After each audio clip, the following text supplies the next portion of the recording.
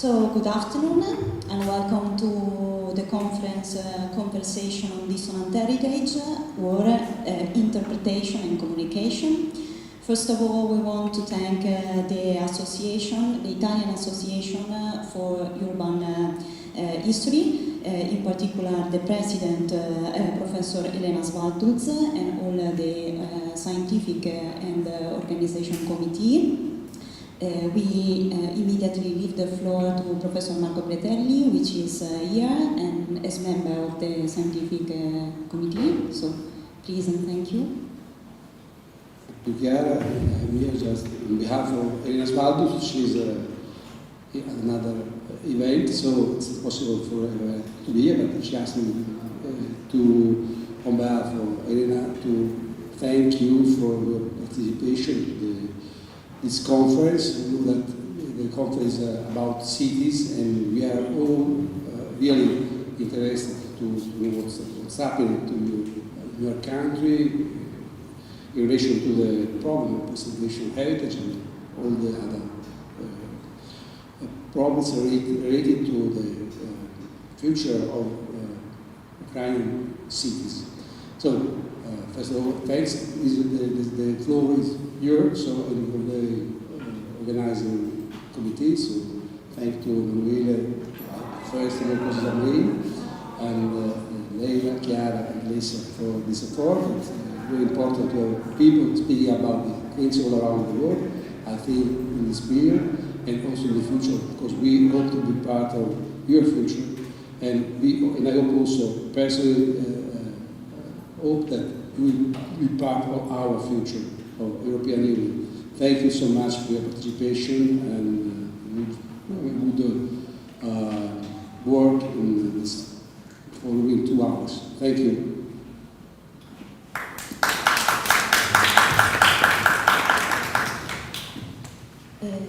We also want to thank all the invited speakers, which are remotely connected, and all the people that are here in Ferrara.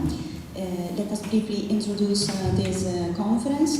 We image these events as a moment for a reflection on the interpretation and communication on dissonant heritage caused by conflict and directly connected to the war.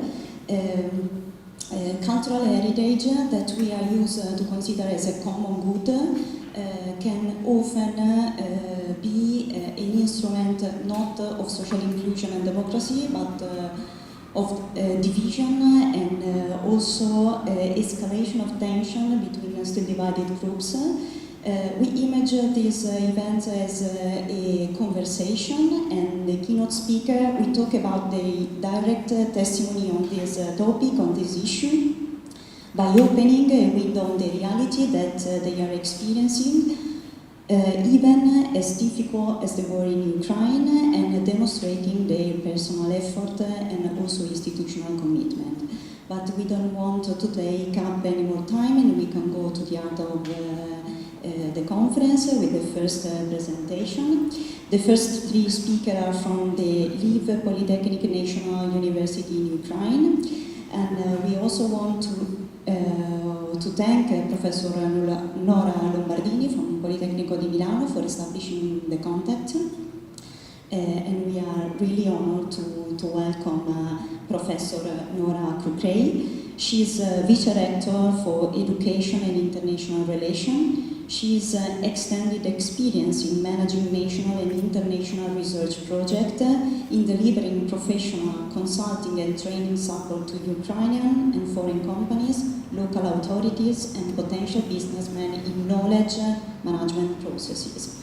Together with the Professor Krukrey is Ores Basilko, the head of the Italian-Ukrainian Cooperation Center, and last but not least, Professor Mikova Betz, who is the head of the Department of Architecture and Conservation of Lviv University. He is also a member of the Ukrainian Committee of ICOMOS and Chief of Scientific Research Lab of Regeneration of Historical Town in Ukraine. So, thank you very much to be here. Thank you for your time. The floor is yours. You can also share the screen for the students. Ladies and gentlemen, dear academic community, thanks a lot for the possibility to take part in such interesting conference. Did you see our slides? Yes, it's clear. Did you see it? Okay, but not in full screen. Okay, maybe we will try. And what about now? No. It's okay? Not yet. Mm-hmm.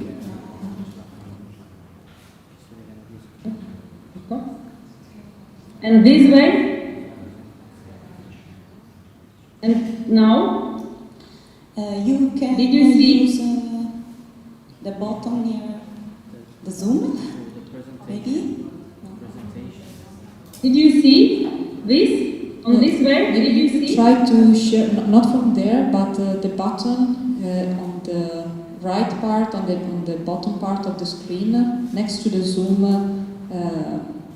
bar.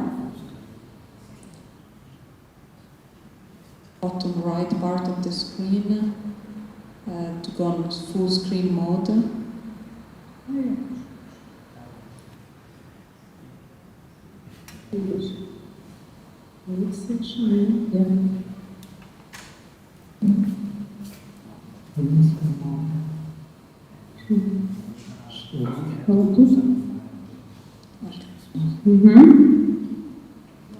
Let's try again, yes.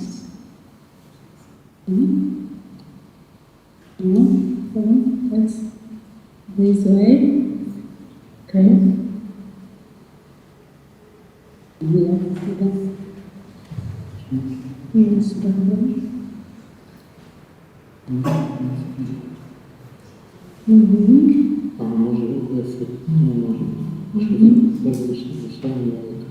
Okay, now the sharing is interrupted. We can't see anymore the screen. Let's. Just a minute, sorry, because Don't worry, no problem. Let's try maybe to share again. yes, because you see, we try to. Okay. And then to share. Because you see, we have prepared a lot of presentation, a lot of photos. That's why it's important for us to.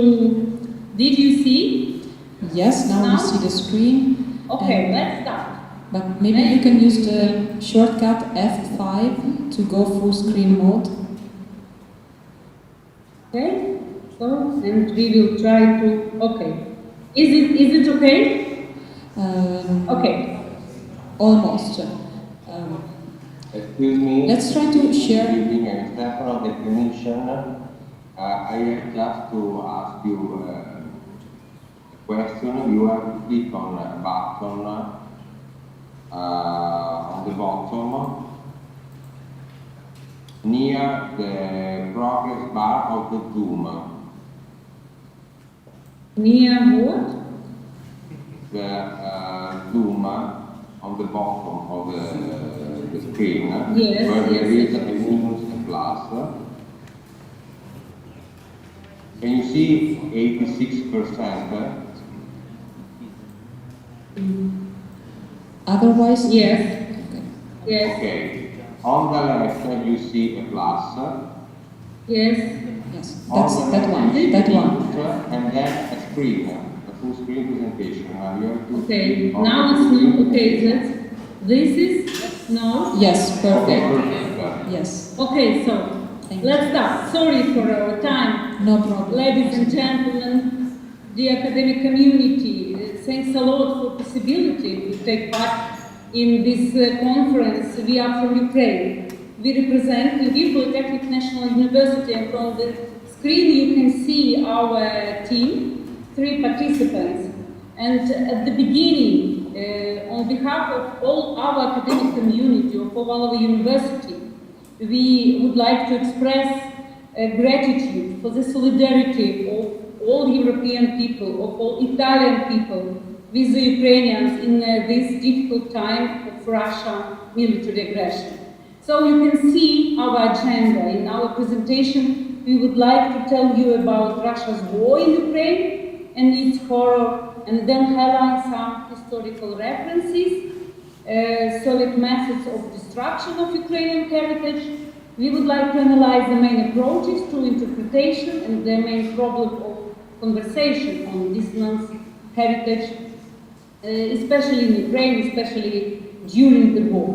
More than a year and a half ago, Russia invaded Ukraine. Why? This is the main question. To the mind of experts, it's not about the territory. It's not about the resources. And we suggested that the current crisis doesn't go beyond the question of Ukrainian relations with NATO. It's rather about values of modern and progressive society, independence, freedom, and justice. You see, since Ukraine achieved independence more than 30 years ago, as the Soviet Union collapsed, Ukrainians have gradually looked to the West, both to the European Union and to the NATO. So we define our European values. So to better understand the differences between democracy and an authoritarian regime, you may compare the style of communication on the top of the government level. So two events were held. It was a year ago. The photo from the left was taken from the Caspian Summit, which was held in Ashgabat.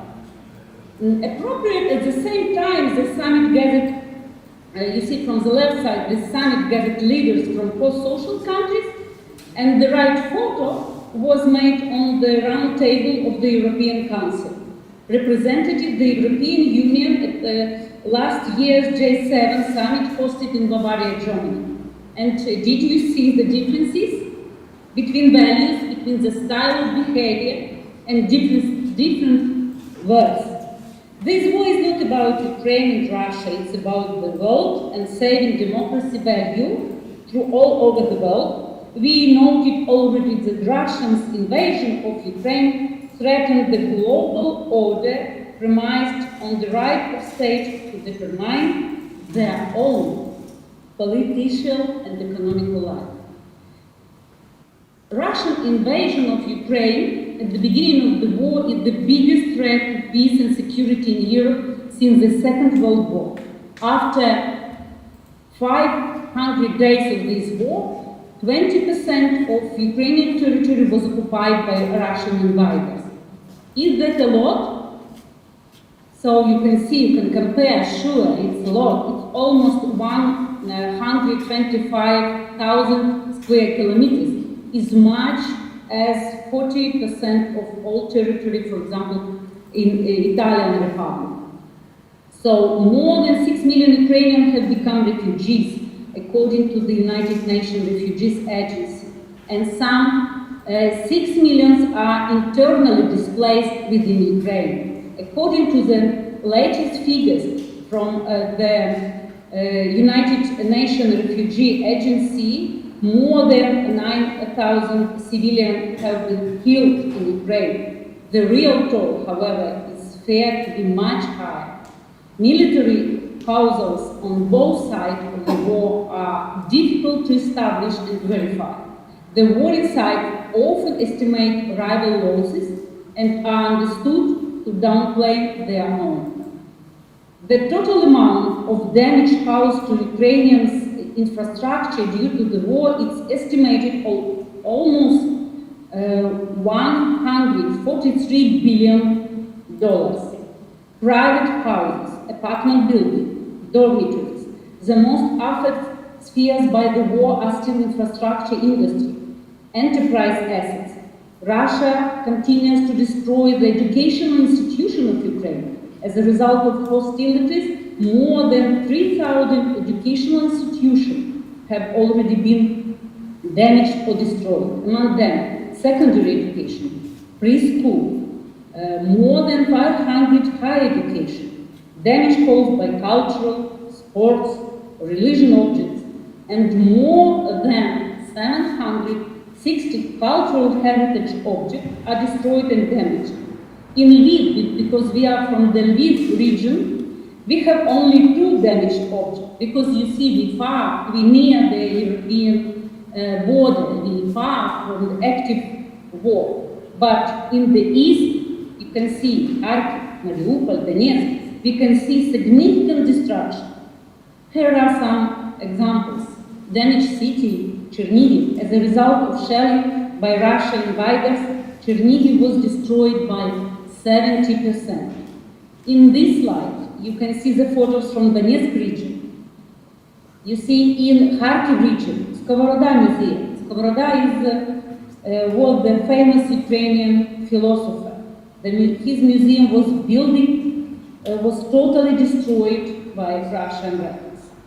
There are 8 World Heritage Sites listed in Ukraine, 7 of which are cultural sites, and 1 of which the ancient and memorable beach forest on the Carpathians and other regions of Europe. Is a natural site. One place is situated in the occupied territory in the Crimea, you can see in the red, and the other 7 are still in the danger. From the beginning of the war, we started to record all these war crimes, and after the war, we expect reparation from Russia, but many objects cannot be restored. This is the main problem. So, to highlight some historical references and other important issues, I give a floor to Professor Mykola Bers. You are welcome. Thank you. Dear colleagues, at first, my attention to the definition of dissonant heritage. Sharon McDonald calls it a difficult heritage when it connects with manipulates the values of the object with position of ethnic, political or religious dominations. In Ukraine, we call such objects, such heritage as imposed heritage. Does the term dissonant heritage fit in this case? Probably so. But I would like to point out that this heritage becomes dissonant when society understands its manipulative genesis. Russia's aggressions actually generated and increased in Ukrainian society's attention to the manipulative roots and its classification as a dissonant heritage. The imposed heritage in Ukraine is very old. It's aged for more than 300 years in central and eastern Ukraine and for 50 years in western Ukraine. A historical excursion will help to understand the nature of the dissonant heritage in Ukraine. In the 10th and 14th century, Ukrainians created a state, Kiev Rus. It was a Christian state from the Black Sea to the Smolensk in the north. 2 languages were used in Kiev Rus, spoken in Ukrainian and written Czech-Slavonic. In the 15th and 18th century, Ukrainian lands were part of the United States of Poland, Lithuania, and Rus, the Polish-Lithuanian Commonwealth, the territory of Golden Border on the Crimea and southern part of this territory does not mean that there was no Ukrainian population. There is known about mixed population. Genoese colonies in the south of Ukraine built in 13th and 15th century. Later, in the 18th century, part of the territory goes to Austria, and the other part is occupied by Russia. Cultural development of this part was completely different. if in the Austrian part Ukrainians could preserve their language and culture, that in the Russia part Ukrainian population was in effect forced assimilation, Russification, and deportation to Siberia. Russia policy, main points of Russia policy in the field of culture in the 19th century. The first, the repeal of Magdeburg Law in 1831. Next, the election of closing the election of government officials and local autonomy in Ukraine. The name Ukraine or Rus practically ceased to be used. Left bank Ukraine was called Malorussia, right bank Southwestern Territory, and southern Ukraine Novorossiya.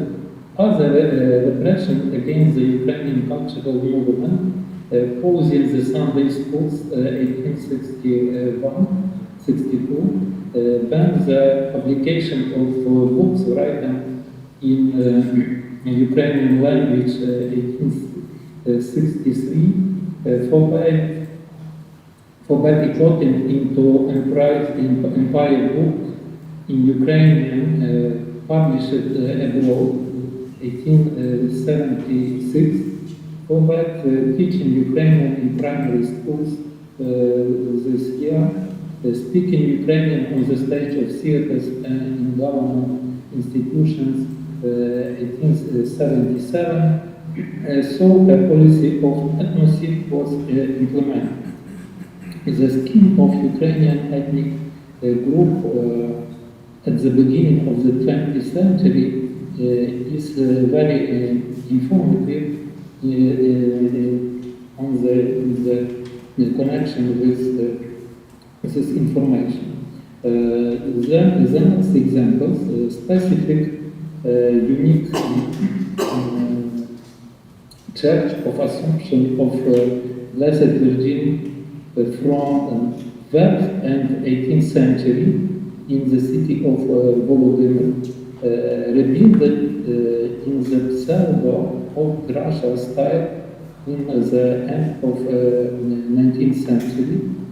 Before the occupation by Russia in 1795, the entire population of the region of Volyn, it is presenting, was the Greek Catholic religion. The Greek Catholic Church was forbidden, and the next step in 1803, prohibiting the construction of churches in Ukrainian style.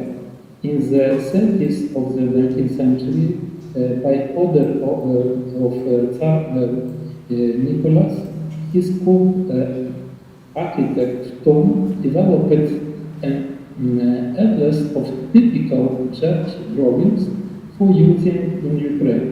The architectural solution of such project was based on the templates of the Moscow architecture of the 17th century, and this style widely used in Ukraine in the next years. The next slide presents the continuing the policy in the Soviet time, including the Holodomor and mass repressions in the 30s years. In 1970s, the printing of scientific journals in Ukrainian was stopped. When I was the young researcher, I cannot publish my survey in Ukrainian language, only in Russian. Monuments related to the Communist Party figures were created in large numbers in old settlements, they were immediately entered into the register of monk. The imposition of inheritance has a material and immaterial spiritual dimension. Using the example of town of Zholkva, we show how authentic architectural features were destroyed in Soviet time, and pseudo-monuments were erected in the structure of unique historical Renaissance city.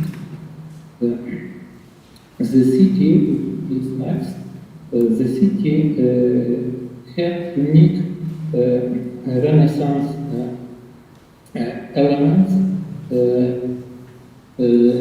but in the Soviet time, the name of the city was changed to Nesterov, the family of Russia person.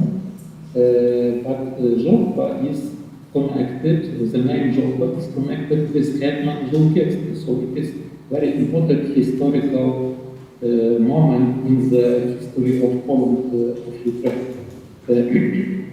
A number of neighborhoods were dismantled, deployed by tanks in 1946 to eliminate the unique Renaissance architecture and urban structure. A monument to Lenin was built on Central Square. A dissonant building on the district committee of the party was built on the site of the land fortification in the center of the city. In tourist visits, the city was called the ancient Russian settlement. This you can see this picture. This is the top of list. Our research revealed the unique architectural features of Zholkva. The town is very interesting, realizing of the conceptual plans of Renaissance ideal city from Pietro Cattaneo book printed in Venice in 1567. A city scheme of regular outline of the local fortification and the second scheme of the city with irregular outline were published in this book. Planning structure of the cities of Brode is connecting with Hetman Zholkevsky too, like Zholkva. On our opinion, are very interesting realizing the city plans in Ukraine from Italian book. Comparison of the building principles of Zholkva with Italian cities we can present in other pictures and photos with comparison with Venice and Castello. In our last work is connected with regeneration of unique urban and architectural structures of Zholkva, and we are thinking about realizing this plan. The next example, the Cathedral of the Ukrainian Greek Catholic Church of St. George in Lviv is a vivid example of the destruction of European authenticity in Soviet time, when the Moscow Orthodox Church was located here. The unique paintings were cleaned on the walls. Interpretation of dissonant heritage. Ukrainian experience in interpreting dissonant heritage is connected. At first, we call such objects as a legacy simply if they are not in the register or of monuments, and we call such objects imposed heritage if they are in the register of monuments. We preserve this heritage despite the fact that we classify it as an imposed heritage. In our opinion, it is very important to distinguish between dissonant objects and dissonant heritage and monuments. But in the second group, it's very important to see monument and objects created on the platform of ideological point. Examples, you can see examples of dissonant objects and dissonant monuments of architecture built in Kharkiv back in Russia style in 19th century. Ukraine is probably the richest country in Europe for such an important dissonant heritage. It should be noted that such of pseudo-heritage has a multidimensional nature.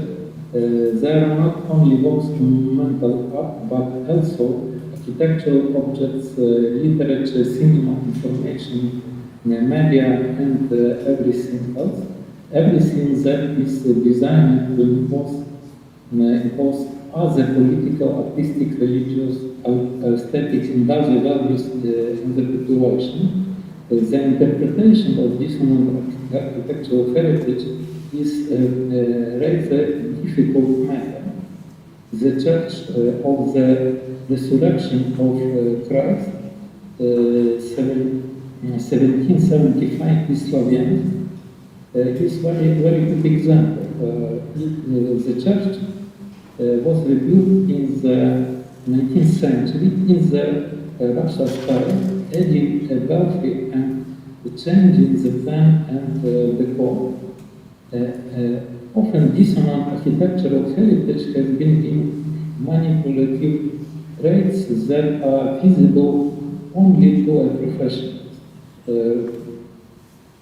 Here, for comparison, I add the typical wooden church in Druchowicz with three tops and three tops scheme. It is very important point for Ukrainian traditional church.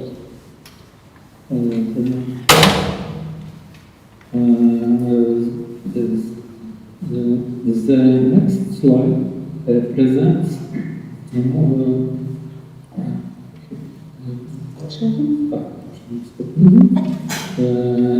a total, in this today we have a total of 131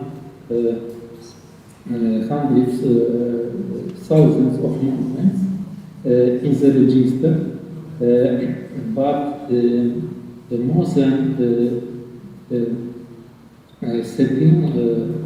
more than 10,000 architectural objects were destroyed in the Soviet time, and we show the percentage of dissonant inheritance with an arrow, with a orange arrow. So you can see that in this different type, the monument of history includes half of objects of dissonant heritage, and in architectural monuments like we have 25% the object connected with this dissonant heritage.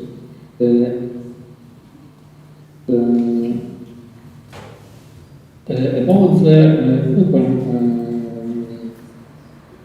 heritage, city of Memeria or city Bakhmut, Охтырка,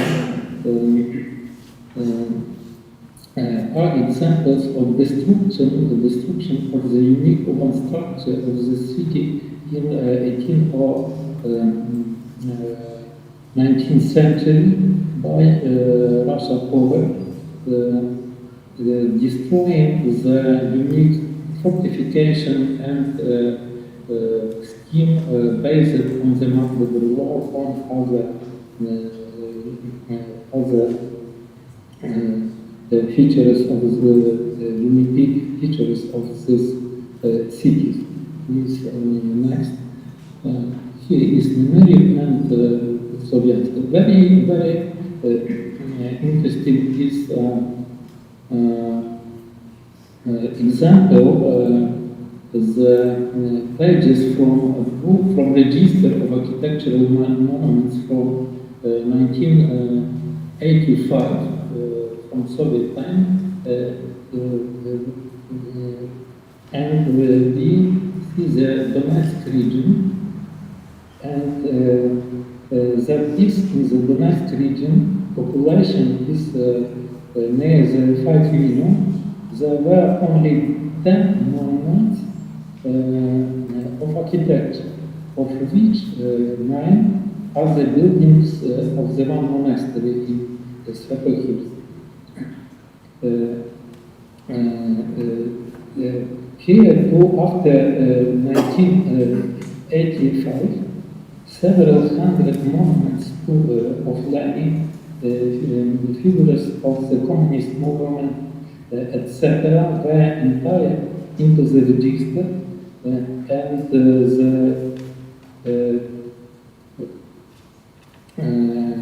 90% of registers were tender monuments in the Soviet time after.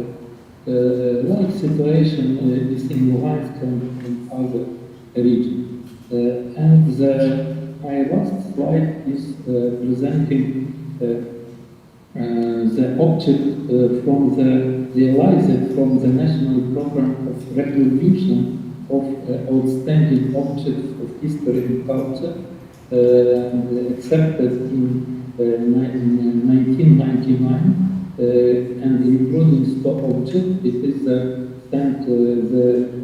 reproduced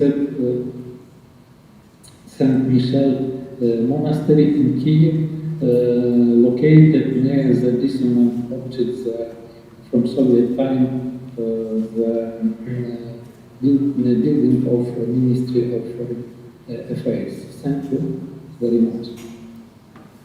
So, why the communication is so important, especially during the war? And we strongly believe that during the war, the main task of communication to the dissonant heritage are to unite the nation, to support society requirements, to be very tolerant, to save the evidence of crimes of the history of mass violence, not to separate the people, that it's very important for Ukraine, and not to excite or provoke people into new aggression. Nowadays, we have all awful practice of twisting history. Some scientists, pseudo-scientists, or even some countries, as Russia, try to twist real history.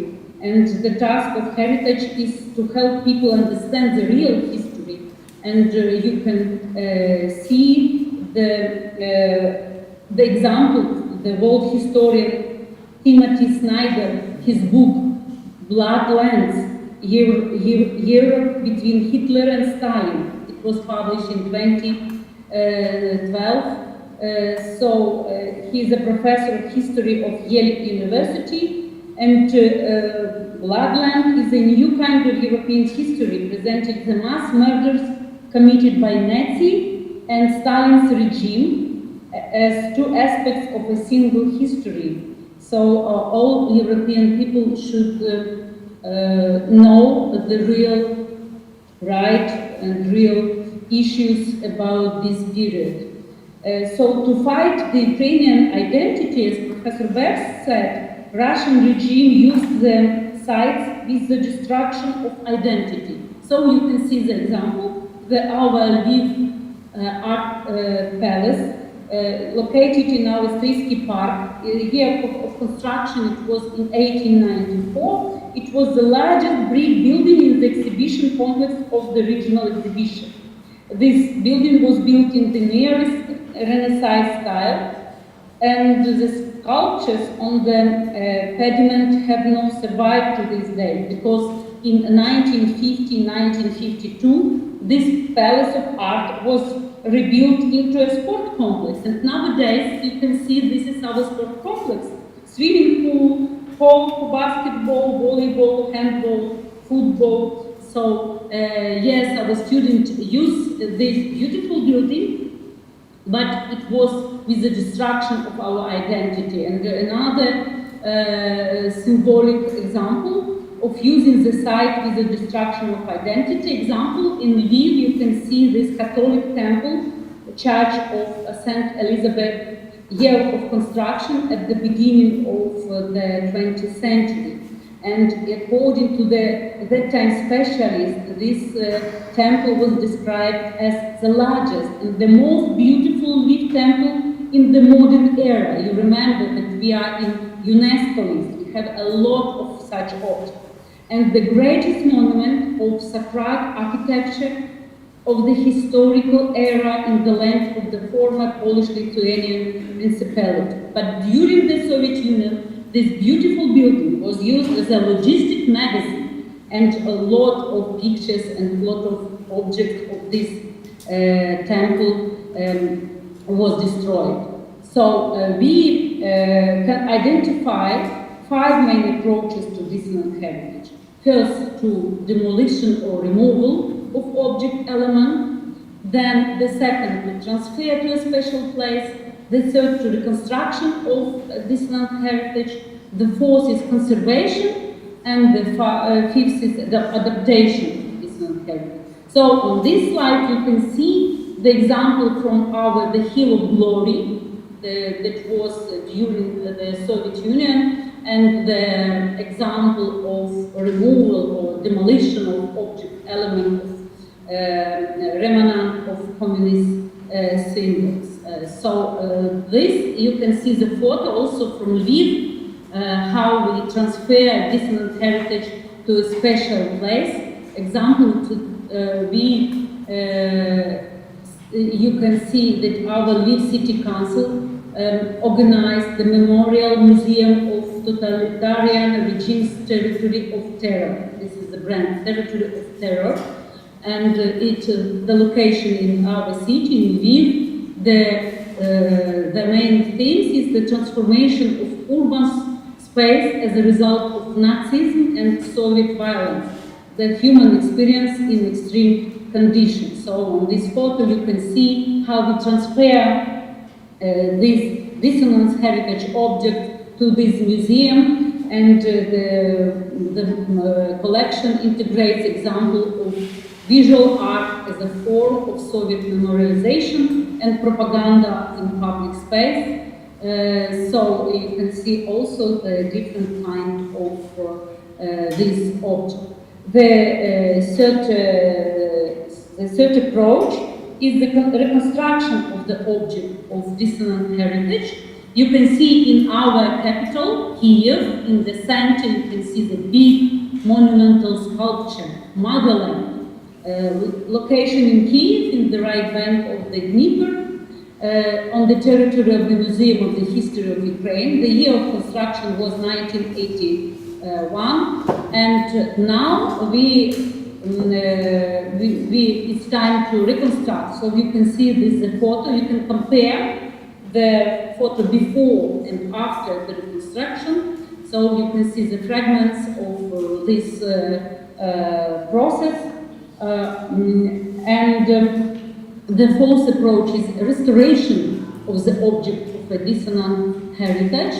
And the good example is the Polish military cemetery, the period of the beginning of the 20th century. So you can see the location also is in our old beautiful city Lviv, Museum Lychakiv Cemetery. Year of construction was 1926-1939, and during the Soviet period, it was destroyed, and so then, year of restoration, it was under our Ukrainian independence in 1998, 2005. So you can see the destroyed memorial, it's the photo of 1997, and now we have this beautiful restored memorial object. And last but not least approach, we propose the adaptation of the object of a dissonant heritage. So you can see, for example, from the photo from Kiev, we have during Soviet Union, Ukrainian People's House, former Lenin Museum, and now we use it, you see in the photo on the right, so we can use it in our civil purposes. So yes, during the war, memory, communication, take priority and should become the focus of attention. Architectural preservation is an important means to achieve this aim and is to be aligned with this main task. In this way, it will be particularly serve to better convey that the site represents and what history of historians is recalled. However, long-term preservation often also requires a strategy for further developing the heritage site. Thank you for your attention, and we close our presentation, so we are happy and open to your question and to discussion.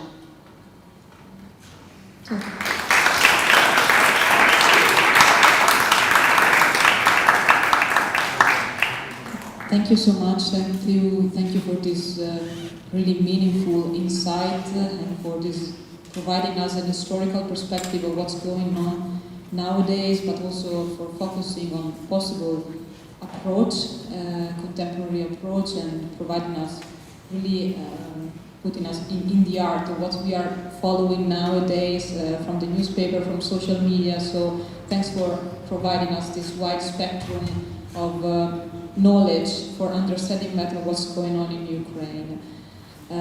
But we will be back to you after all the presentation with some other questions. And now I'm really pleased to introduce you our second speaker.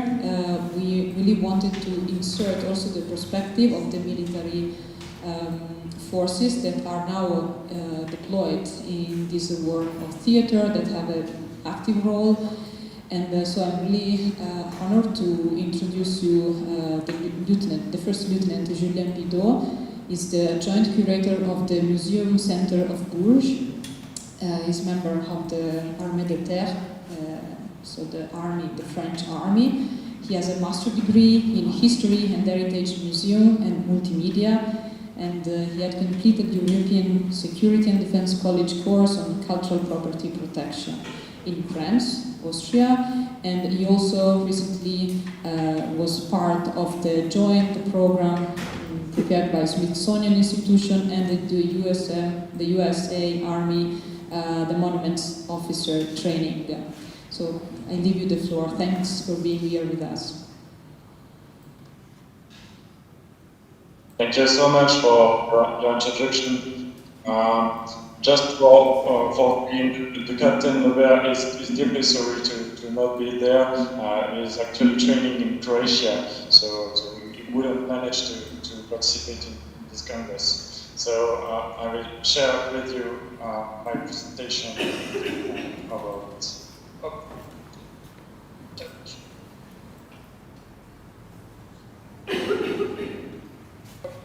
Is it okay for you?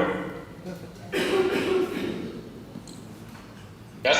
Can everyone see my presentation? Okay, so just for the beginning, a quick introduction. With the CPP, the Cultural Property Protection, the French Army history. I will try to be quick for being in time. So the first time we had a CPP unit in the French Army was during the First World War. As you can see on the left, on the slide, just under the order of the War Ministry, we had a service of protecting monuments and arts in time of armed conflicts. And in this service, you had three sections, one for the northern front, one for the central one, and one from the eastern one. On the right, here is the organization of the service, with a general officer commanding it, and just under him a captain and two lieutenants. And then just under, you had some platoons, some small units with some soldiers working on the CPP topic. Then the main difficulty during the First World War in the French army for CPP was the lack of planning and guidelines, because of course it was kind of a new topic for the military. And you have on the right, for example, the Reims Cathedral was destroyed during the First World War, partially destroyed, because at that time we didn't manage to protect it with the military measures we had nowadays.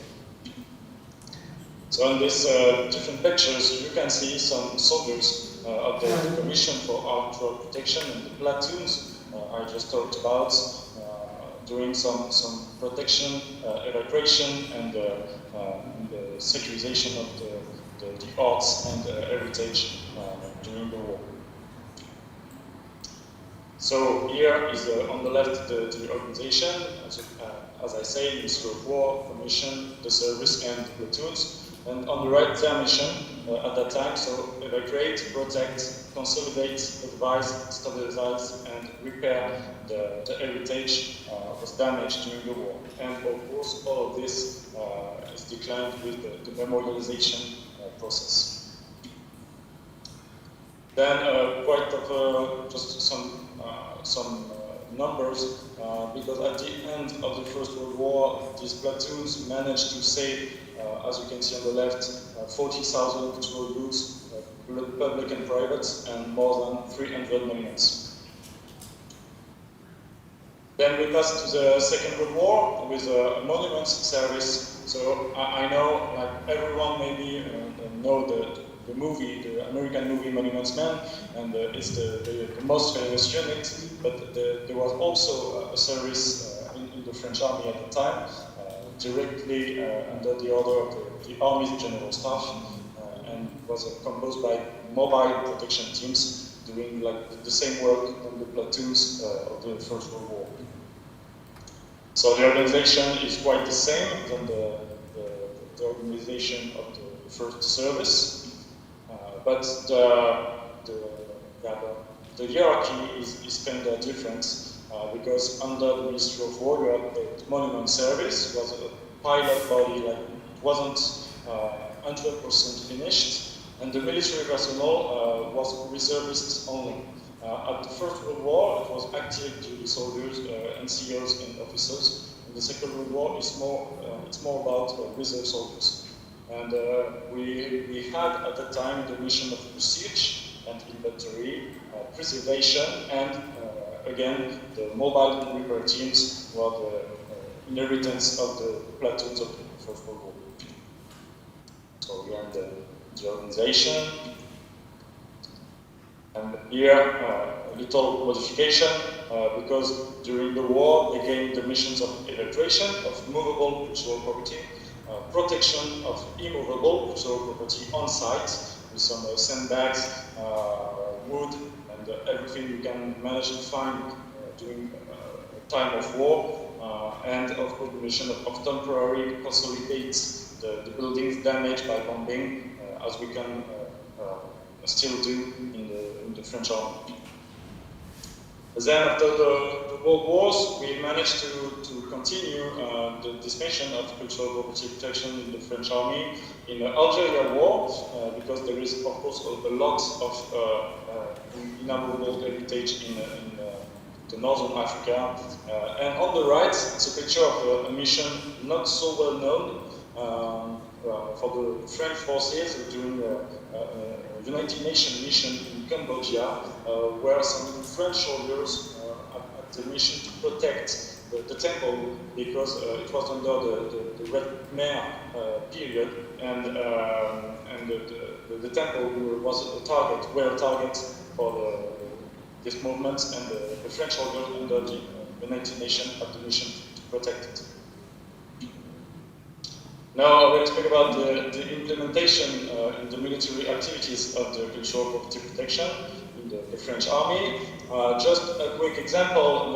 I don't want to be mad to our American friends, but just a quick example about the Iraq, the Second Gulf War in 2003. On the left, you can see the Douglas Jeffries, the Deputy Secretary of State for Defense of the US government, and when American soldiers talked to him about the heritage in Baghdad or in Iraq, this guy just say, "I don't have time for this fucking bullshit."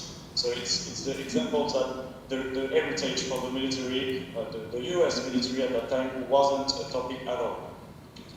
Of course, it happens what it should. The Museum of Baghdad was looted on March 2003, and then the US officials said something like, "It's not our fault, things happened, crimes and bad things happened, and we will do best, we will improve."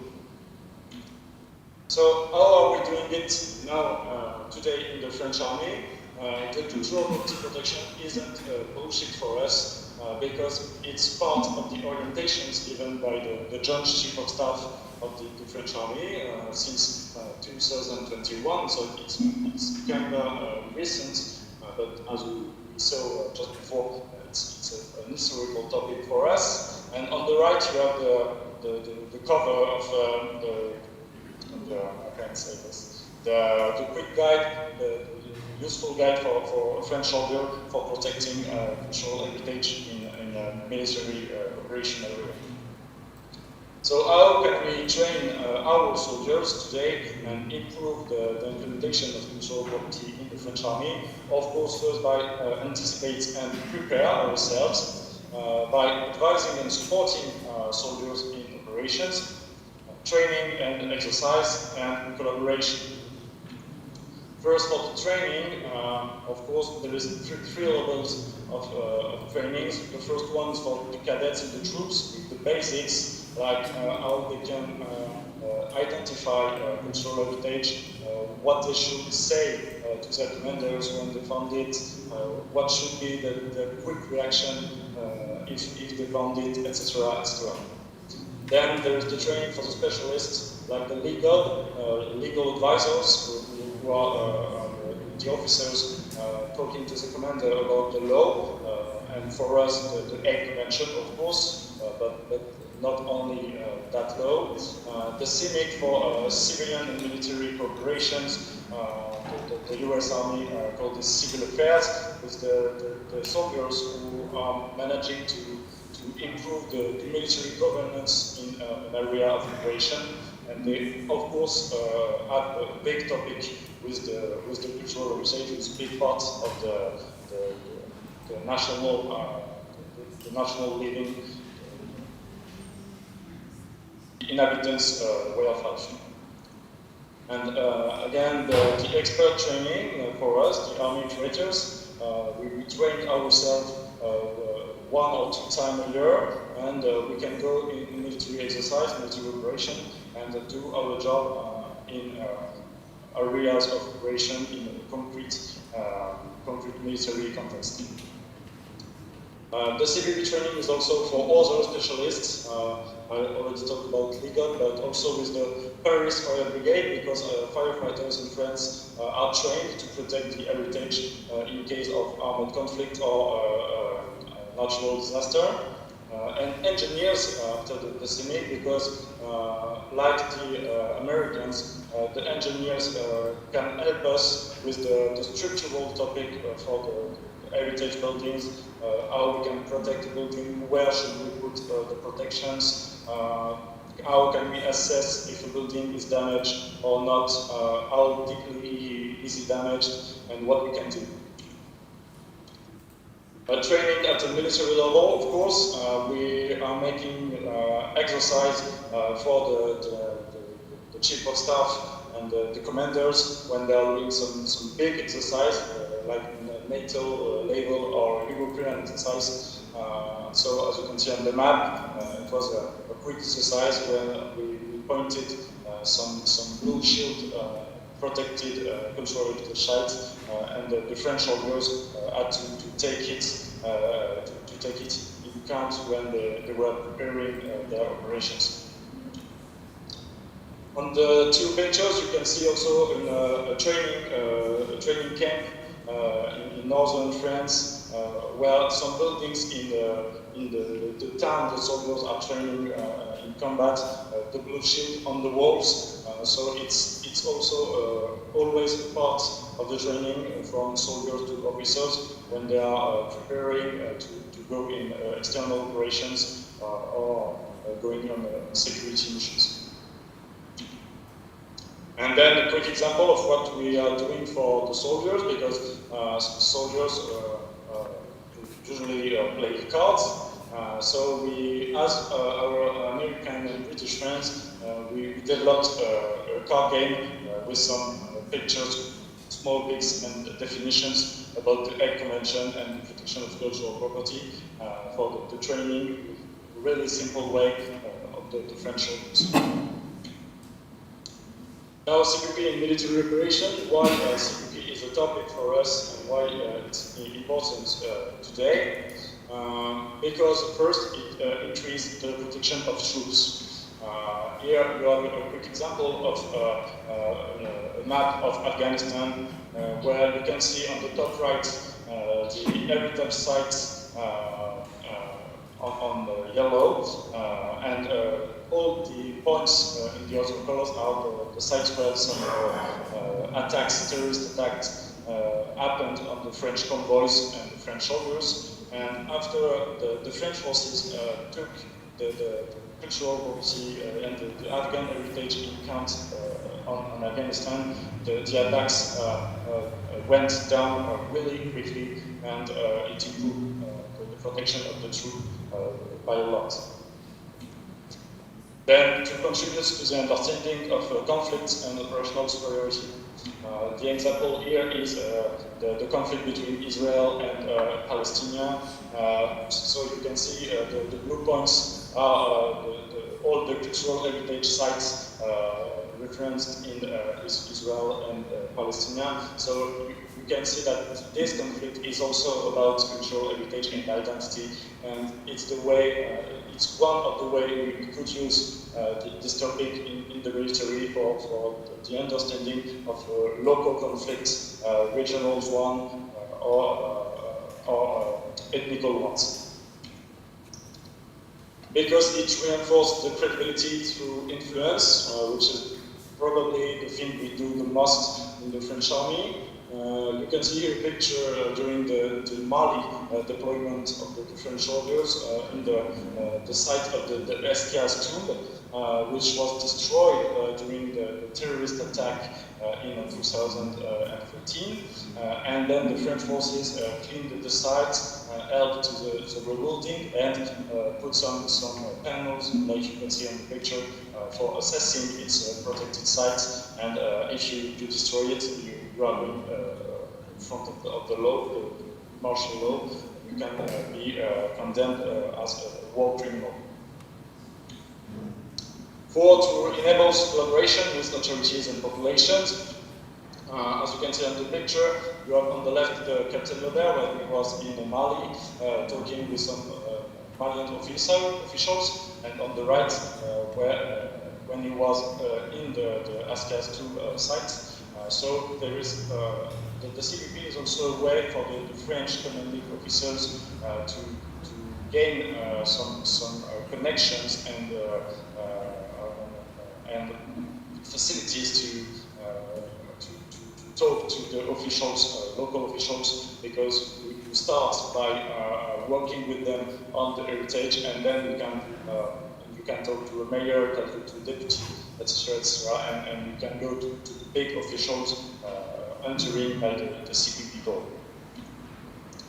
5, to target a major source of enemy funding, because of course the cultural property on military operations, area of operations, is also about the looting and the archaeological pillage, because it's one of the biggest funding source for the terrorist movements, just after the weapons and the drugs. And the military also have a role, something to do in this by protecting archaeological sites, assessing lootings, and working with the security forces to prevent this and to help tracking the villagers and the looters. So to sum up, CBP is a factor for us of operational superiority, with information and decision-making superiority, control of influence, and counter-propaganda, as we will tell when I will focus on Ukraine, underpinning the legitimacy and effectiveness of the army, being strategic foresight, strengthening the anticipation and intelligence capabilities of armed forces, and the credibility, confidence, and support among the people. Quick examples of deployment of French army curators. Someone I already talked about, the captain on the left, in Mali.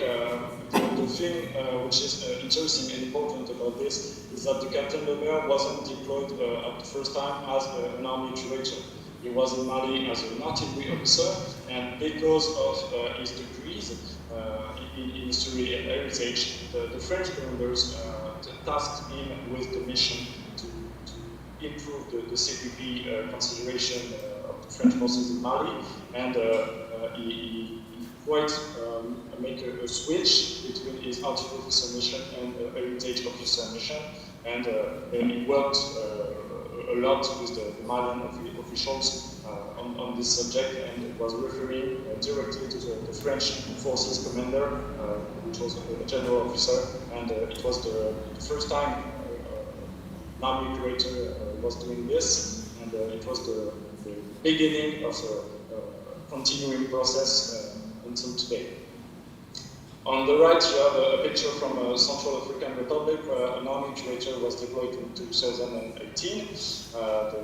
The major keynote was the mission to helping locals to rebuild the National Museum in Bangui, and she worked with the officials during 4 months as a civilian and military cooperation mission. Here again, a picture of Captain in Mali, because one of our tasks as a military curator is not our task. Is not only protecting heritage, because we are not civilian curators, we are military curators, and of course, as military, our main goal is achieving the mission. So we are not protecting CPP because cultural property, because it's cultural property. We are protecting cultural property because it helps the success, the achievement of the military mission. Of course, because we are all heritage professionals, we have a sensitivity to this, but the main objective for every one of us is achieving the mission. So, as you can see on the slide, in external operation, the army curator is a direct support to the military command on all issues relating to CPP. Here, an example of deployment this year in Estonia and Romania, the two French components of the NATO response force on the Eastern Europe.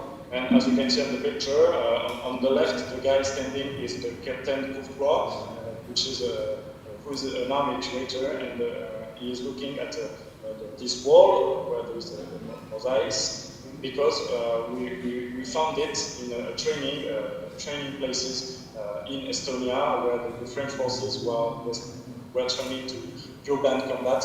So you can find CPP topic everywhere in military operation. So it's really an important thing to have army curators on the field, because you don't know what will happen, and it could happen everywhere at any time. Quick example of CPP in Ukraine, because the French forces are working on it since the beginning of the war. An assessment on the destructions of the cultural heritage with a number of potentially damaged sites on the right. We participate as French army creators in the monitoring of the cultural heritage destruction in Ukraine, mainly using the satellite imagery and working with the CHML, Cultural Heritage Monitoring Lab, which is an American structure working with the UNESCO and the Ukrainian officials, like my friend Igor I met in Washington, is the curator of the Maidan Museum. Here is what we are doing about this. And when we can, we assess the destruction with some pictures we can find in open sources or social media, and then we can send all of this information to the CHML, and they are sending it to UNESCO for the making of the files for the court, the International Court of Hague. Here are examples of looting, because the Russian soldiers were looting some Ukrainian museum, and it's documented. It's one of the big threats, of course, in a time of war, including military, and we are training in France and other countries the museum professional for reaction against this kind of threats. Here also a quick example of the exploitation of cultural heritage with some influence offensive and informational offensive. As you can see in Crimea, there were buildings of some monuments and memorials glorifying the Russian army. We saw also in the monitoring some Ukrainian heritage sites were destroyed and then rebuilt by the Russians, but not all the sites. For example, in a city, I saw a library was destroyed and was used by approximately 20,000 Ukrainian people for all kinds of service, and just on the other side of the street there were a church was destroyed at the same time but not rebuilt because it was a Ukrainian Orthodox church linked to the Nazi resistance, the USSR resistance, and so of course the Russian doesn't want it to rebuild this symbol, but they used the library, they rebuilt it as a way to say we are your friends, we wanted to help you rebuilding your infrastructure. So here is what you can do immediately with the cultural heritage. If the heritage is damaged, destroyed, created, if there is cultural presence or looting, you can put in place a strategy of erasure, influence, appropriation, and controlling the narrative of the war. And today it's very powerful, and it's really one of the main weapons of the Russian in Ukraine, but also of the Chinese all around the world, especially in Djibouti or around Taiwan. It's really a big weapon of our adversaries today. So I will finish by talking in a few minutes about the Army Monuments Officer Training who took part in August 2023 between the United States Army Civil Affairs and Psychological Operation Command, which is under the orders of the airborne organizations, and who is taking part in operation in the military governance. They not have only heritage specialists, they also have economics, administrative, archaeological, financial, musical, and more. They are specialists in every topic you can find in an administration, and one of these guys are the 6 victors, the heritage officer working on the cultural property topic for the US Army. And the other part of the organization was the Smithsonian, which is well known, of course, and teaching us more about the professional aspect, the curator skills, the international law, the Hague Convention, and all the things that the civilian curators know better than the military ones. Here's a picture of the room. So we were 20 officers. There were two French officers, one Polish, three Britannics, and 6 Ukrainian officials, and the 14th other were Americans. And we trained in the National Museum of American History during 5 days, from 21 to 25th. And the course was split between the mornings, all about some lectures, and the afternoons, all about the exercise we managed to do during the week. And the exercise was something like this. It's an example, it's not extracted from the exercise we did during these weeks, but we worked with a French enterprise named Intelligence, who is developing a tool using imagery, satellite imagery, and we could assess the destruction of cultural heritage in Ukraine.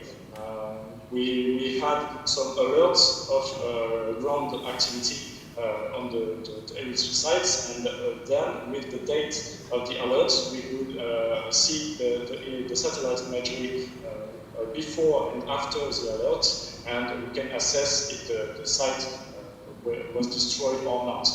If it was destroyed, we could say how it was destroyed. Was it a target? Was it a massive bombing and the site was destroyed because it just were there? If it was destroyed, was it with a missile? Was it with artillery? Was it with shelling? Infantry weapons, etc., etc. And then with all these information, we can make a briefing for our commanders and saying, okay, sir, here is the site which was destroyed. On my opinion, the Russians destroyed it because it was representing, I don't know, some historical resistance, because it was memorial, because it was a religious site, and with all this information, the military commander can assess and try to apprehend what the enemy is going to do after, because if he destroyed some Orthodox church, maybe he will destroy the others. Maybe if he's rebuilding library, I don't know, music schools or something like this, maybe it's part of the biggest influence operation. So it was really interesting exercise, and the general officer, the American one, who come to see the finals briefing, said it was really interesting for him. He was really impressed, and we managed to continue showing that the cultural property is really a matter for the military, and we have to keep working on it and developing it with our allies. So thank you for your attention. I will stop the sharing, and I'm open to questions if you have some.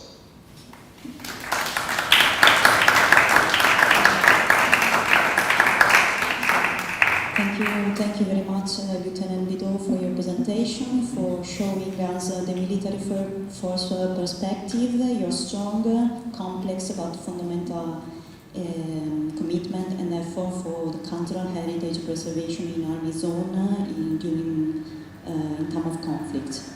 So we can return on this topic, on this issue at the end of the presentation for some consideration also from the audience. So we can go on with the last presentation of this conference. The last speaker is David Varela, film director and programmer. He has designed film series, retrospective and programs for very important institutions such as the Museum of Reina Sofia. In his last stage, he has been artistic co-director of the Documenta Madrid International Documentary Film Festival. As already said, the presentation will be in Spanish. Is a told purpose a journey through some example of recent documentary film where different aspects of dissonant and controversial heritage are critically examined. So, you're very welcome. The stage is yours. Hello. Do you hear me? Can you hear me? Yes, okay. So, thank you very much for having me here, for the invitation. It's an honor and a pleasure. I will, as you say, I would prefer to do this chat in Spanish, but I will show you a presentation with English signs, and the structure of the films that I will show you will have English subtitles. So let me search for the presentation and share the window.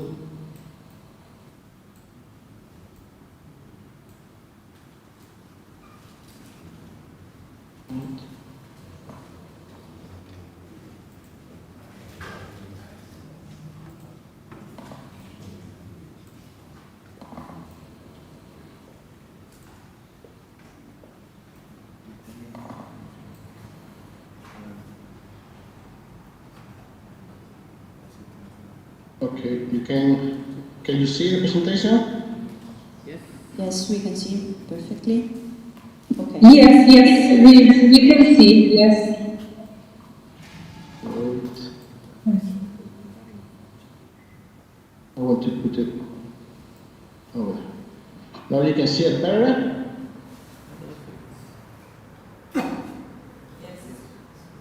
It's okay like that?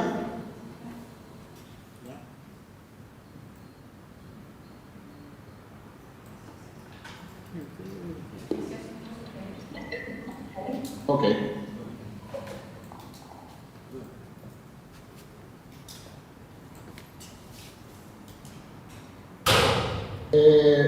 Bueno, esta charla tiene como nombre Vestigios y monumentos de la Guerra Civil Española y del franquismo en el cine documental, un arma contra el olvido. Os voy a contar un poco el trabajo que hago. Vosotros, antes los compañeros han hablado de cómo tratar la memoria disonante y cómo tratar el patrimonio disonante desde el momento de la guerra. Yo os voy a hablar un poco desde el mundo del arte, el mundo de la creatividad y desde pasados muchos años, como es el caso de España, después de la guerra civil que tuvimos. Han pasado 85 años y aún así, a día de hoy, sigue habiendo muchos patrimonios disonantes y muchos espacios disonantes que están sin solventar. Empezaré dándoos un pequeño resumen muy básico.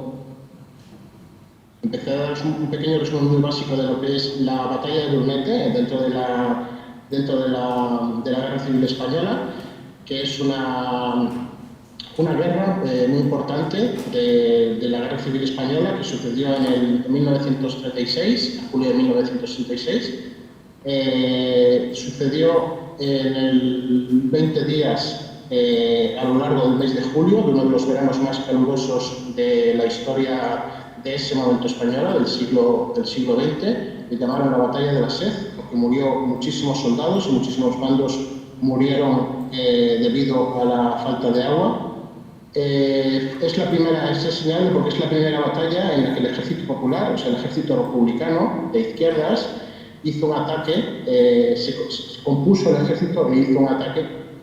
Hubo en torno a unas 40.000 bajas aproximadamente, entre muertos y heridos, y finalmente los republicanos, después de sus 20 días de trágica batalla, apenas consiguieron recuperar un pequeño espacio de control y perdieron definitivamente el pueblo de Brunete. ¿Por qué os cuento sobre la batalla de Brunete? Porque es la batalla en la que yo he basado mis dos últimas obras cinematográficas y porque tiene un componente simbólico muy importante para entender la memoria histórica y la memoria democrática en nuestro país. En esta zona donde sucedía la batalla de Brunete, que es la Sierra Oeste de Madrid, la zona oeste de la Comunidad de Madrid, no de la ciudad de Madrid, que es una zona muy árida, aún quedan una gran cantidad de vestigios militares de esa batalla y del resto de la guerra, y también de la posguerra. Muchos de ellos están sin catalogar y sin identificar oficialmente. La mayoría de ellos han sido descubiertos, inventariados por medio de la ardua labor de apasionados y aficionados a la arqueología y la arquitectura militar desde la sociedad civil y de las asociaciones de memoria histórica. Hasta bastante después de ese trabajo, que ha durado muchos años, las instituciones públicas no han empezado a trabajar. Ha sido un trabajo de muchos años de recopilación de espacios y de recopilación de objetos por parte de las asociaciones memorialísticas, y después, hace relativamente pocos años, las instituciones públicas, las instituciones locales y regionales, empezaron a participar, a catalogar y a musealizar estos espacios. Y aún así, y después del trabajo de las asociaciones de memoria histórica y de las instituciones públicas, aún así hay muchos objetos, muchos vestigios y muchos monumentos que están o perdidos, o que están no identificados, o que están no catalogados. Estos vestigios, o los que mejor se conservan, forman parte de dos obras de las que voy a hablar, dos obras cinematográficas de las que voy a hablar. Un largometraje ya acabado que se llama Un cielo impasible, un Impossible Sky, del que forman parte las dos fotografías de arriba, y un cortometraje que aún está en proceso de montaje, que se llama Near Remote, que son las fotografías que podéis ver en la parte baja de la pantalla. Para avanzar, me gustaría enseñaros un pequeño extracto de este primer largometraje, de Impossible Sky. Voy a tratar de poneros ese extracto, que dura aproximadamente unos 4 minutos, para que podamos contextualizar la charla. Un segundo.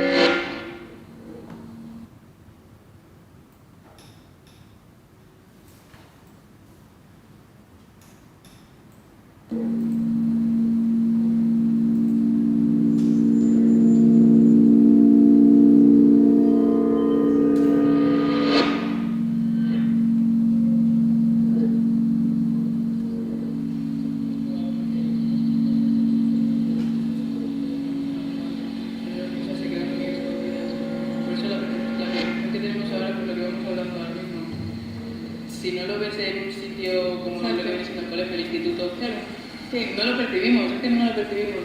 O sea, lo percibimos, pero directamente lo ignoramos.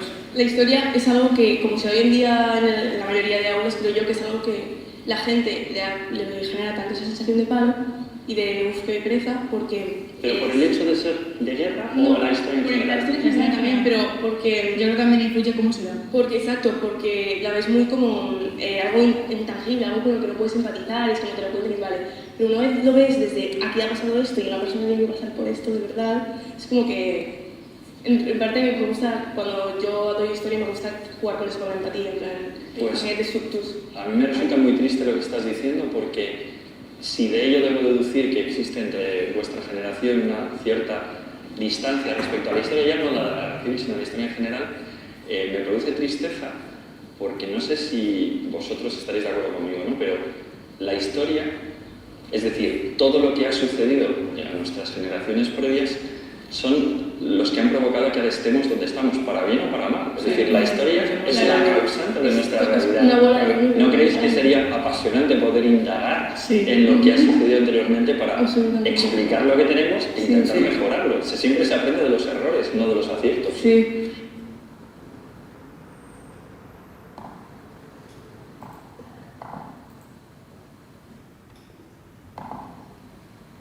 Voy a volver a la presentación.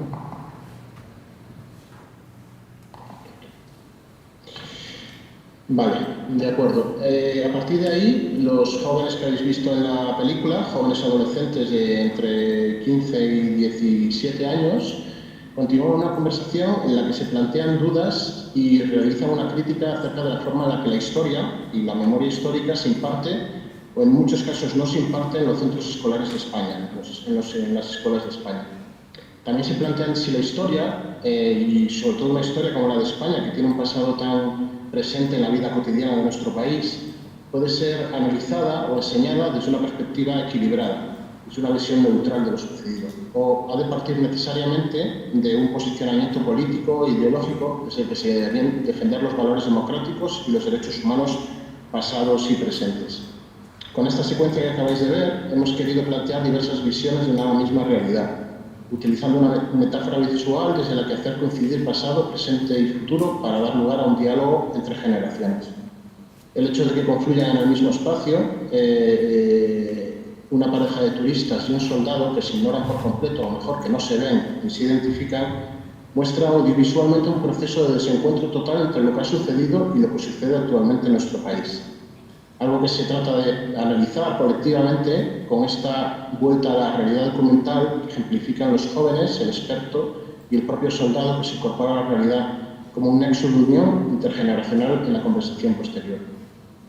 Una de las búsquedas fundamentales de la película se basa en ofrecer la oportunidad a los jóvenes que viven en la zona donde sucedió la batalla de participar activa y colectivamente en la creación de una película que les permitiese, a su vez, relacionarse de primera mano con los vestigios, los espacios, los objetos, los testimonios y las narraciones directas de la batalla de Brunete y de la propia Guerra Civil Española. Como ellos mismos dicen en la película, el hecho de haber podido ver, estudiar, tocar, escuchar y entender la historia y la guerra desde esa perspectiva les ha permitido generar una serie de procesos de identificación con las víctimas, de empatía con sus vivencias y sufrimientos que en nada se parece a las formas de enseñanza clásica basadas exclusivamente en los libros de texto y en la memoria de datos y fechas que se lleva a cabo habitualmente en los centros escolares, por lo menos en España. Buscábamos con esto trabajar desde una pedagogía alternativa que priorizase el contacto directo con la realidad tangible y con el material aún vivo del pasado. Los jóvenes trabajaron durante muchos meses, tanto delante como detrás de la cámara, eran los protagonistas y al mismo tiempo escogían los textos y los testimonios que formarían parte esencial del guión de la obra, para descubrir cómo hasta ese momento habían ignorado los lugares de conflicto y el patrimonio incómodo que formaban parte de su entorno y de su día a día, aunque fuera inconscientemente. Este proyecto, según ellos también, según su opinión, les dio la oportunidad de relacionarse crítica y afectivamente con los espacios y así tratar de entender lo que sucedió entonces y lo que sucede hoy aquí, pero desde un lugar de conocimiento y reconocimiento real, basado en experiencias reales. El lugar que habéis visto, el espacio que habéis visto en esa caída del dron, desde el plano cenital hasta la entrada del fortín, es un blockhouse 13. Es una estructura que es el único vestigio militar que forma parte de la red de vestigios arqueológicos de la Comunidad de Madrid y está declarado bien de interés cultural. Y es uno de los vestigios de las fortificaciones mejores conservados de toda España. Aquí nos interesaba este espacio no solamente por su estética, que es bien llamativa, sino por averiguar qué sabían estos jóvenes sobre este espacio y cuál era su relación con él. Nos dimos cuenta de que los jóvenes se relacionaban con estos lugares de una forma puramente incidencial, como espacios de divertimento en los que no cabía interés por conocer a fondo lo que en ellos había sucedido. Habitualmente allí, en estos sitios, se pueden encontrar restos de las fiestas que se han celebrado, así como grafitis o vandalizaciones de los carteles que explican oficialmente estos vestigios. Esto es algo que en algunos casos se relaciona y se justifica con la incapacidad de algunas instituciones públicas para definir con propiedad y con rigor los vestigios. En este caso concreto, hay varios vestigios militares que pertenecían al ejército golpista, franquista, y son denominados inadecuadamente y conscientemente como del Ejército Nacional. O en otros casos, simplemente no se indica a qué ejército pertenecieron para no tener siquiera que nombrarlos y no verse la necesidad de justificarse pública y políticamente. Os voy a pasar un segundo extracto, también de 4 minutos, de la misma película.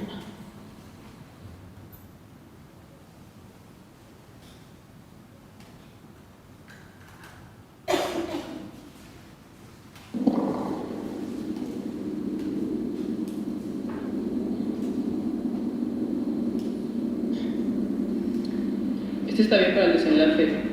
En el cementerio, a partir de la página 272. Es de un tal Mike Blacksmith, que no pone quién era.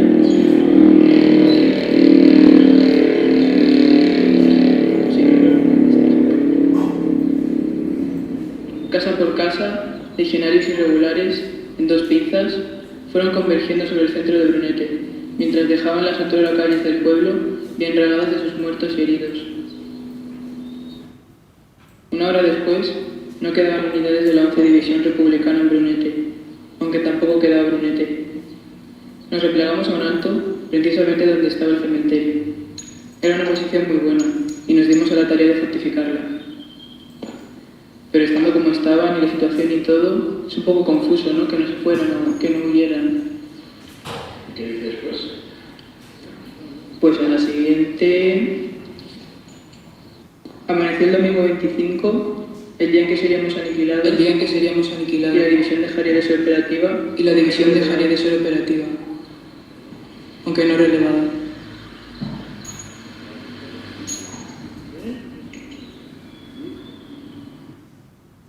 Ya solo quedaban los fusiles y sus bayonetas, las pocas ametralladoras que todavía disparaban, las escasas bombas de mano y algunas armas automáticas.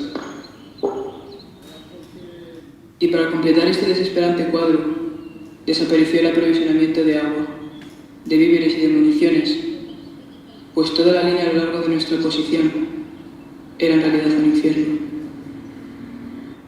donde era imposible entenderse, siquiera mirarse a los ojos ante la infernal lluvia de obuses, bombas incendiarias, proyectiles de todo tipo y fuego de concentración que los facciosos dirigían con certera y maldita eficacia.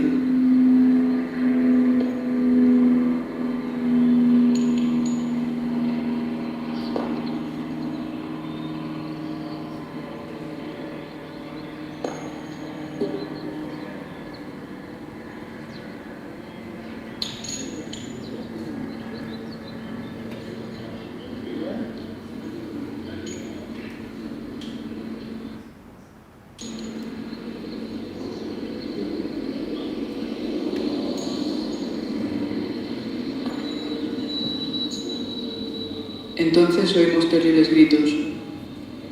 Una sección de regulares, más suicidas que valientes, asaltaba las tapias, ahora abandonadas, empujando a nuestros soldados ladera abajo.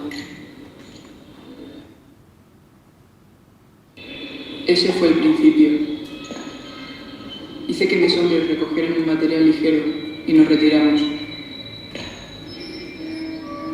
Y los regulares tomaron el cementerio de Brunete, donde la República dejó más muertos el pueblo de Brunete en toda su historia.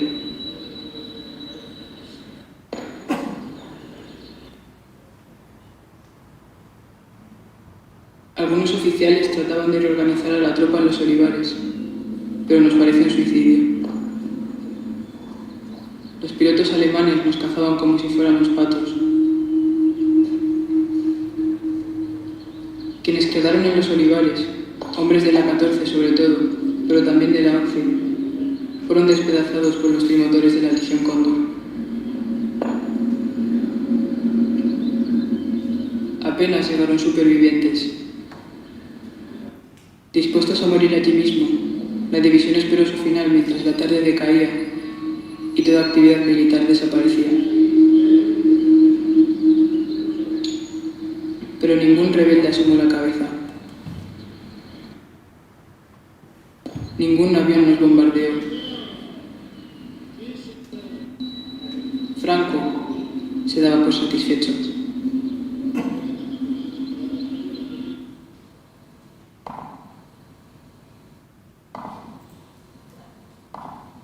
Vuelvo a la presentación. Just a minute, please.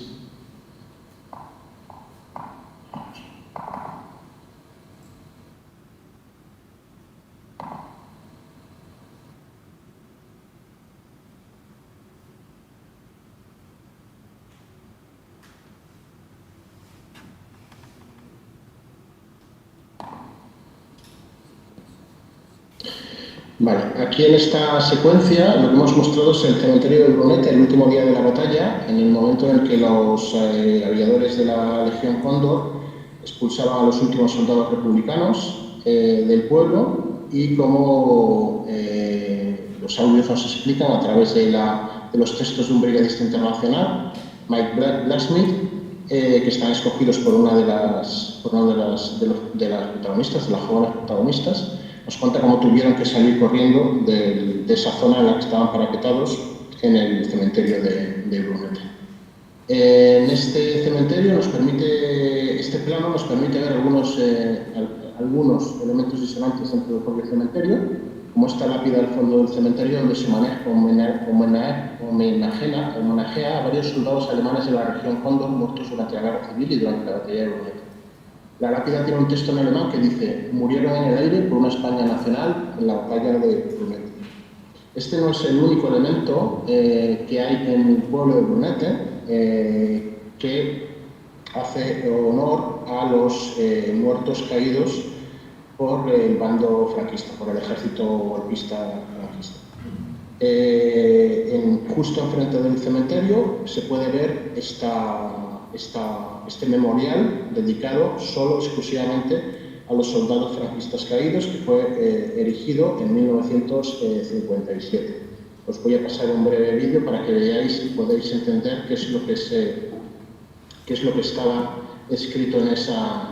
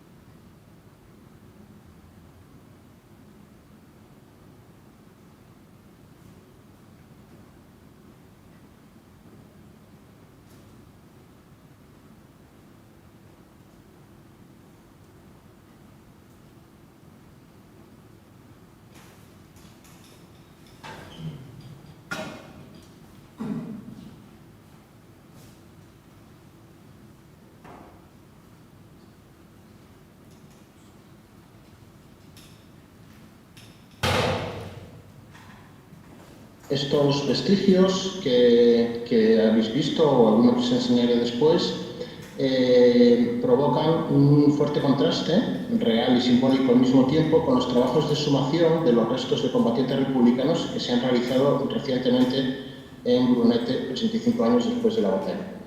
Para que os hagáis una idea de cómo están en la actualidad los procesos activos de memoria histórica y de recuperación de cuerpos de combatientes desaparecidos en posguerra, esta es únicamente la segunda fosa común que se abre en la Comunidad de Madrid desde la finalización de la Guerra Civil y la llegada de la democracia. Algo que sucede casi por casualidad, tras el descubrimiento por parte de un vecino del pueblo de Brunete de unos huesos humanos que habían desenterrado unos conejos en una madriguera. De todas formas, este y otros vecinos ya habían dado la señal de alarma a las autoridades locales desde hace años, ya que esos descubrimientos de restos humanos se habían producido ya desde hace varios años. Es ahora, con la llegada de la nueva Ley de Memoria Democrática y la intervención directa del Ministerio de la Presidencia, del Gobierno de España, que el resto de autoridades locales y regionales no han podido mirar hacia otro lado y se han visto obligados a participar institucionalmente y activamente de esta exhumación.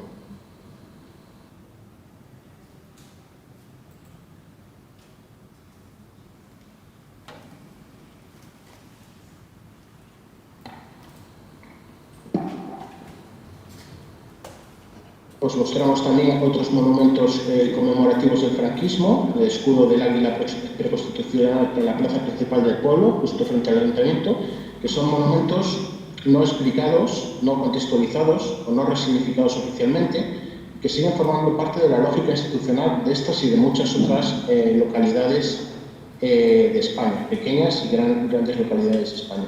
Tras la batalla de Brunete, que el pueblo quedó prácticamente destruido. Su plaza principal fue reconstruida por la Dirección General de Regiones Devastadas, donde se buscó un estilo arquitectónico que definiera los valores del régimen franquista. Se inauguró el 18 de julio de 1946, en el 10º aniversario del golpe de Estado de 1936. Esta plaza se convirtió en uno de los estandartes del franquismo de posguerra y en la actualidad se pueden ver placas y símbolos o escudos conmemorativos.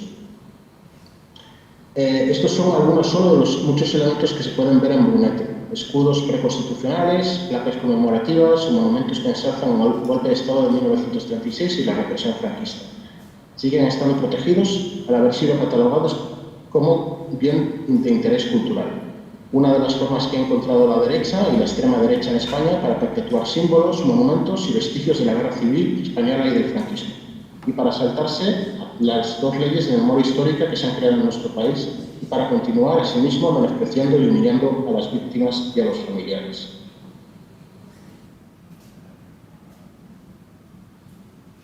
Otro ejemplo, en un pueblo cercano a Brunete, donde también sucedió parte de la batalla del mismo nombre, es un pueblo cercano que se llama Navalagamella. El ayuntamiento está llevando a cabo una serie de proyectos para atraer turismo alrededor de los vestigios de la batalla de Brunete. Otro de los espacios públicos dedicado a la guerra es una exhibición de armamento bélico de la época en la vía principal de acceso al pueblo. Entre otros elementos se muestra un tanque del ejército republicano que ha sido tuneado como si del ejército franquista se tratase. Estas violentas exhibiciones en la vía pública no han sido consensuadas con la sociedad civil ni con las asociaciones de memoria histórica. Una de ellas, una asociación, Brunete en la Memoria, a través de su portavoz, Ernesto Viñas, ha denunciado públicamente lo siguiente. Teniendo esto en cuenta para nosotros, lo que hay en Navalagamella desde hace 2 semanas no es solo un carro de combate. Lo que el equipo del gobierno municipal ha colocado en un espacio público es, para muchos ciudadanos que atendemos al valor simbólico de las cosas, un elemento que reivindica el golpe de Estado de julio de 1936 y, por extensión, también el régimen dictatorial al que este dio lugar. Por otro lado, han decidido también cambiar unilateralmente el nombre de la calle donde han colocado estas piezas militares, pasando a llamarse Avenida de la Legión Española, que fue una fuerza militar de élite creada en 1920 y que se otorgó al que después sería el militar golpista José Millán Astray, gran aliado de Franco en la guerra y en la posguerra. Esta decisión política tiene también un evidente valor simbólico que posiciona claramente a estos cargos públicos, a estos políticos, en un lugar muy claro y muy determinado de nuestra historia. Os daré un par de ejemplos más para que os hagáis una idea del problema o de la situación de enfrentamiento social y político que tenemos en España en relación al patrimonio incómodo y disonante de la guerra civil y de la posguerra. Uno de ellos es la pirámide de los italianos, que es un monumento conmemorativo que en tributo a la participación de los italianos en la guerra civil española, localizada en la localidad de Burgos. Es un monumento que se incluye en la propia Ley de Memoria Democrática y que el nuevo gobierno regional de la derecha y de la extrema derecha, recientemente elegido, ha decidido proponer como bien de interés cultural, lo que supondría que quedaría protegido y no se podría derribar. En este caso, el Estado español no se opone a la declaración de bien de interés cultural, pero reclama al gobierno regional que aclare a quién pertenece, que defina su uso posterior y que incluya una mención de reinterpretación para que el monumento se ajuste a la Ley de Memoria Democrática. Las asociaciones de memoria histórica, por su parte, han denunciado a las autoridades y exigen el cumplimiento de la legislación vigente, que se debe documentar la pirámide y posteriormente derribarla, como monumento que agrede a las víctimas de la dictadura y trata de humillarles, y como se haría ante cualquier otra víctima de hechos violentos que deben ser protegidos por las instituciones. Otro caso, el último y el más llamativo en España, es el caso del Valle de los Caídos, ahora mismo llamado Valle de Colgamuros porque le han cambiado su nombre original. Es un mausoleo en el que fue enterrado el dictador Francisco Franco y el líder fascista Juan Antonio Primo de Rivera, así como miles de soldados y detenidos republicanos que fueron obligados a construir este macabro lugar a través de trabajos forzados. En 2019 se sumaron los restos de Franco y recientemente en 2023 los del líder fascista. Según el gobierno, allí solo podrán yacer los restos mortales de personas fallecidas a consecuencia de la guerra y será un lugar de reconocimiento, conmemoración, recuerdo y homenaje a las víctimas allí inhumanas. Hasta la entrada en vigor de la nueva Ley de Memoria Democrática, que fue en 2022, el Valle de los Caídos estaba gestionado por la Fundación Santa Cruz del Valle de los Caídos, que la nombró el propio Francisco Franco, una organización religiosa que realiza actos públicos religiosos en homenaje a las grandes figuras del franquismo y del fascismo español. En 1957, cuando fue creada la orden religiosa, el relato Francisco especificó que el monumento quedaba destinado a perpetuar la memoria de los caídos de la Cruzada de Liberación. En todo este largo y conflictivo proceso, algunos jueces locales y algunas asociaciones franquistas han tratado de paralizar las exhumaciones que ya se han empezado a llevar a cabo. Y el gobierno regional de la Comunidad de Madrid tiene la intención de declararlo bien de interés cultural para evitar también que se realicen trabajos de exhumación de los cuerpos. Estas batallas políticas constantes que se han agravado en los últimos meses tras la llegada de la extrema derecha a muchos gobiernos locales y regionales del país están enquistando y aumentando más el enfrentamiento y la polarización de la sociedad y de los medios de comunicación.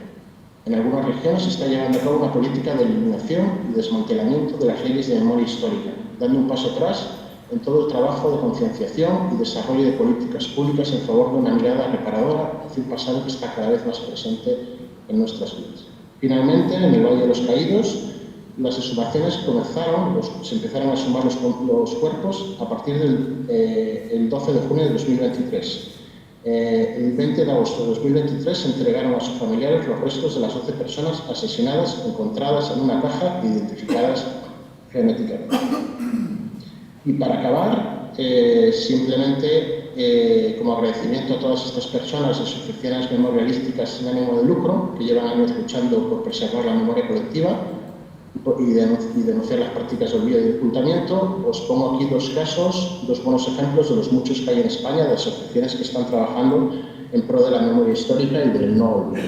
Una de ellas es la que ya he mencionado, Promete la Memoria, y otra es Debería Desaparecer, Should Disappear, que es una web colaborativa que geolocaliza sobre el mapa los símbolos franquistas que, yendo en contra de la memoria histórica, de la reciente ley de memoria histórica, aún están vigentes en el territorio de España.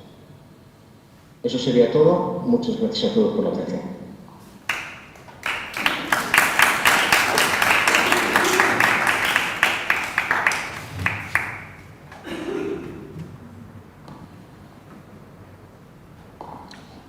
So thank you again for your presentation and for your speech that was very moving, and all of you really added a lot of stuff to reflect on about the Sonant heritage.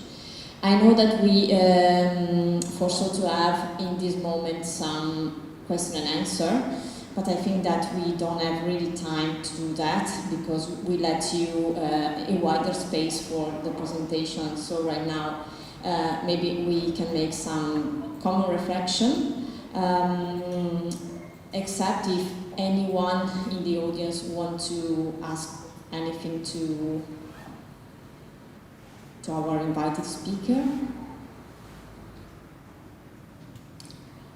if we are going to go toward the conclusion, I will say that in thanking you, I want to invite you for a kind of second volume of this conversation.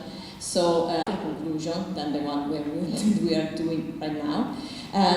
So we would like to stay in contact with you and to try and make really something important for the comprehension and the significance of dissonant heritage. I don't know if it makes sense to stress some concept that we wanted to talk with you right now, but as we don't have time, I think that could be some key concept that we keep for our next conversation. So the fact that we identified 3 key concepts in your presentation, in your different work that you make, currently made on heritage. So one is identity, then the concept of community and communication. And as you knew, we wanted to address these 3 key concepts in 3 different questions that were from a common premises. From a common premise. We think that you 3 made a great effort, a strong effort, in order on one side to identify in the Ukrainian context what dissonant heritage. You very well present the case you are dealing with an ongoing conflict in your country. At the same time, Lieutenant Bidot showed us what's the role of the military forces in this context, and very well explained this kind of quite invisible work that you are doing. And it was really impressive only to see pictures from your action, and it was very something that really enriched our view of what you are doing, of your operation. And David Varela, your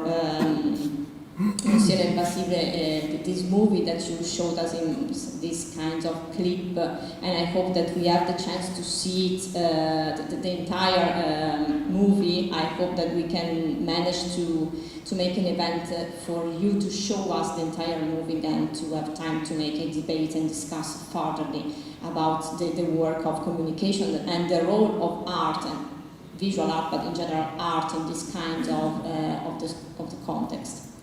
I don't know if I think that we're going to close. I don't know if you want to add anything.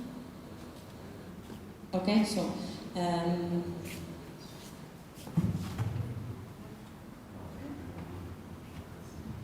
so I don't know if you want to very short intervene again in the order of appearance, I would say, just to make a final greet to the audience, and then we will thank you again, you and the audience, and then we close the event of this afternoon. Thank you. So I invite the Ukrainian unity, I would say unit, to I give the floor to you for a final. You see, we would like to thank every history. Each presentation was very amazing, and we really, your films was very interesting, and we also amazing that our soldiers, common with the NATO soldiers, think about the saving of the heritage during the war. It's also the new process. Thank you, dear lieutenant, for such support in our war. And we, with Professor Berth, has the question, or rather your recommendation. What should you recommend, for example, how we should save the memory of our war? Because we know that our war will finish. And you see, after the war, we should to show our young people the result of war and to learn the history, how we should memorize all these crimes in museum or in film, or maybe your some recommendation, because we just in war and we may do in the future something, maybe will be interesting according to your experience in museum, in filmmaker or something else. Thank you. Thank you. I know, yes, Ms. Nebido, you are allowed to speak. I can say that, if I'm not wrong, actually with the Russian-Ukrainian war, there is some cases, some examples, because in Russia, the Russian already made a museum about the special operation, as they call it, where they are showcasing some Ukrainian uniforms, vehicles, weapons, etc., as a part of their narrative about the war. And on the Ukrainian side, it's an exhibition in the history, the National History Museum. I don't know if it's the right name, where they showcased Russian vehicles destroyed, some weapons too, uniforms, etc. So, on my point of view, it's always difficult to make history with continuing events, because, for example, we French had a difficult topic with the Algerian War, which is finished since 15 years or more, and it's still difficult in museum to present the Algerian War because it's a sensitive subject. So, on my point of view, the building of museums, exhibitions, etc., with an historical point of view, will come really after the war, years after the war, and the ones which are made today are only about influence, psychological operations, and narrative for the conflicts. Thank you. That's why we organized in Lviv, in our UNESCO city, also the Museum of Horror Museum, and we gathered because it's not only from 8 years ago, it's during a long time, it was all, and over there a lot of crimes and so on. So that's why we try to, and we invite you also after the war, all you to visit our beautiful UNESCO city with a beautiful heritage, European heritage, Austro-Hungarian, Polish, and we have a great history. You see, even our university changed our title 14 times because we were founded under the Austro-Hungarian period, and we're proud of that. We try to save it, all our beautiful building. We try to add our main building into the UNESCO list, into this heritage, you see. We try to save, but save the real heritage, not pseudo. No, the monument of Lenin or something else. And we thank you, all Europe, for the help. Thank you. Really, thank you. I don't know, David, if you want to just add a few words before we stop our event, or no sé si has atendido. David, si quieres añadir algo. No te escucho, tienes el micrófono apagado. No me escuchas tampoco tú.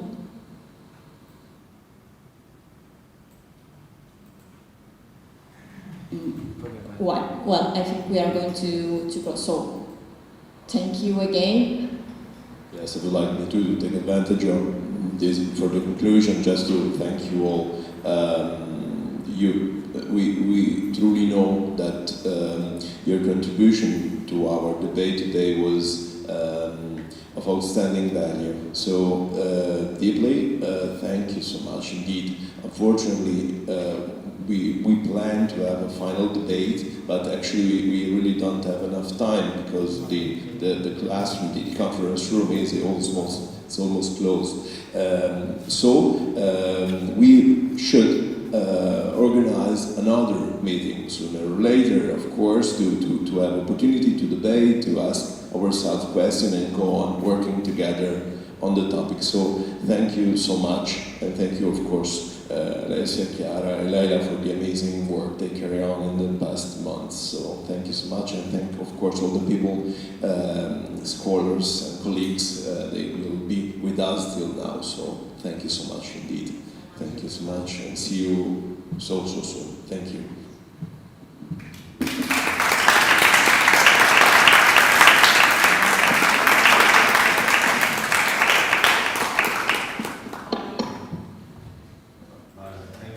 By audience, grazie a tutti. Grazie, thank you so much. We really appreciate it.